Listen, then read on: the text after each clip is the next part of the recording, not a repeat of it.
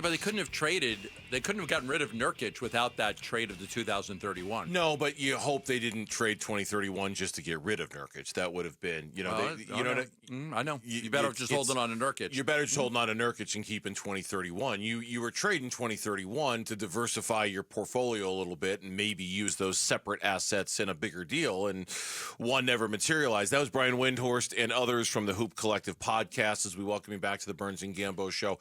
It's not a surprise at all, but there were several winners and losers of the trade deadline stories to choose from today, whether you're on The Ringer or The Athletic or ESPN.com. There were plenty of them out there. One of the ones that we settled on was from The Ringer, and they had winners and losers. And the Phoenix Suns were listed as the first loser, if you will. I don't know if they were in any particular order. I'm assuming that they kind of were. And it was written, it's funny, and I just thought of this. The guy who called the Phoenix Suns the loser for how they handled the trade deadline was exactly the same NBA writer who wrote a story 2 weeks ago saying the Phoenix Suns should trade Kevin Durant. Do you remember that? Do you remember when you probably don't. We came in here and the Ringer had a story about, man, what are the Suns doing? They need to trade Kevin Durant. I think I do remember it. And he's the same one who's... I would have it saved if you could tell me the date, but you don't know the date, do you? I don't. I think it was Michael Pena. Michael Pena. Yeah. Was the one who wrote... Yeah, he's the same one. That's the one. Yeah, same one who wrote this. Trading Kevin Durant should have been Phoenix's be-all and end-all. They reportedly came close to a deal that would have sent him to either Miami or Golden State. Not getting anything done may haunt this organization for years to come, especially if Durant decides not to sign an extension this summer and signals to the entire league he wants out. What an embarrassing disaster! Exclamation point. Wow. Okay. Same guy. So that's the guy who had that big story on The Ringer about they got to trade Kevin Durant. So he's all on board with they got to blow this thing up. So obviously he's going to double down right there and say that the Suns were the big loser because he was. And I think we could all make the assumption. I don't even think it's an assumption. Look, they considered it and they were going to do it. They were close to doing it. It was a real option. Golden State backed out, but I think if Golden State didn't back out, we all know this. If Golden State would have been okay, we want Kevin Durant would be on Golden State right now. Jimmy Butler, Kuminga, and a bunch of picks would be here, and they would have ended up doing it. So it's not for lack of trying. It's not for lack of, no. The Suns know what they are. This organization has smart people in it. They know what they're doing. They put the roster together. And all of us liked the roster in the beginning of the season. We all liked the changes, the new coach, the point guard additions, the better backup center. We all liked what they were able to do. Tyus Jones, come on. So we all thought this team was going to be a 50-win team and be a top 4 team in the West. So the roster they put together was good. For some reason, it didn't work. They got to figure out why. We all have our reasons. We all speculate on why. But for some reason, it didn't work. But it wasn't for lack of trying. But it also, 50 games in, they know what they are, and they considered blowing it up. Sure. And I mean, we do have all of our different reasons as to why we think it didn't work. And he brings up a good point in that now, and I hate to look at it this way. I really, truly do. I don't like thinking like this. But now isn't there a little part of your brain that wonders, when is Kevin Durant going to be the one to say he wants out? When is Kevin Durant going to take the reins of this and say, okay, you know what?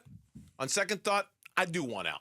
Second thought, I don't want to be here. On second thought, get me out of here. You can't do anything now to appease him, obviously. It's in the offseason. But that's all we've heard all along about Kevin Durant. He loves it here. He likes it here. He wants to stay. You know what you can do? You had been reporting all last offseason they're going to give him a 2-year contract extension at the end of this year. Now, my brain immediately goes to, when does he change his mind and decide that he's going to make that request and say he wants to leave? It was January 13th that Michael Pena wrote that story. The Suns should trade Kevin Durant, by the way, January 13th. So, 3 weeks ago? It was 3 weeks ago. But I will tell you, there's one thing Kevin Durant can do. If he loves it here so much and he wants to stay here, there's one thing that he can do. Ooh. Drag this team out of mediocrity and lead them. You want to prove that you should stay and you want to be here for 3 years? You want to retire here? Go get to the Suns to the Western Conference Finals. Ooh. Go shut everybody up. Other than that, then he's gonna you're gonna trade him. Kevin Durant, go get the Suns. I don't care where you land. Go get out of the play-in tournament. and then go shock the world by beating whoever you're going to play in the first round. Okay. And then go win in the second round. I see and you. average 40 a game. Average 40 a game. And just show the world that you're the best player in the world. And go get him to the Western Conference Finals. So you going to trade me now? You want to trade me now? How do you like me now? Yeah. You want to trade me? I just dragged everybody to the Western Conference. I was the best player on the planet for a month and a half, and I dragged us to the Western Conference Finals. You want to stay? Do that. You don't want to stay? Like you have a say in this, Kevin Durant. You've got a say in this. Mm-hmm. Okay, this team has underachieved all year long. All year long. The only reason why Kevin Durant's name came up in trade discussions was because they've underachieved by a massive amount. Yes. No way this team should be 10th in the West. No. So if there's any sliver of hope that you want to stay here and you're all in on Phoenix, go turn this thing around. Go turn it around. Yeah, it's a good point. It's a good point. It's the only way I say it. If not, hey, the Suns are the 8th seed. Or 7 seed, they win, they get blown out by Oklahoma City in the first round, or whoever they would play. Okay, you have to be traded. You have to be traded. Of course. Because you can't run this back again. No, you can't. You can't. It would be a crime. Crime. And in that regard, to your point, the criteria for not justifying running this back, it hasn't changed. You have to go on a deep playoff run. A first round, getting into the first round of the playoffs is not good enough. I don't even think, frankly, getting into the second round of the playoffs is good enough. Like, if they won a playoff series, I don't even think that is justification in keeping it together. I think in that regard, maybe yours has, mine hasn't. My threshold for where you need to go to say, okay, let's do this again, is the Western Conference Finals. Anything shy of that losing is the second not round good is enough. not good enough. No. Nope, it's not good enough. Because a year from now, because Durant's almost 38 years old. Mm-hmm. Beal's age. Tyus isn't coming back. So you're not going to, and who, they're not even using Tyus the right way. So I think that's it. I think right now we're destined for a breakup of the big three in the offseason with a trade of Kevin Durant. Yeah. But nothing unless he wins, there's nothing else he can do about it. But if we agree that we're destined for a breakup, I guess, like, I'm almost asking the question, who's going to break up with who first? It doesn't matter. At the end of the day, the Suns need to do whatever it is the Suns need to do. Does he go to them and say, well, yes, that's what I'm saying. Like, that's what I am bracing for.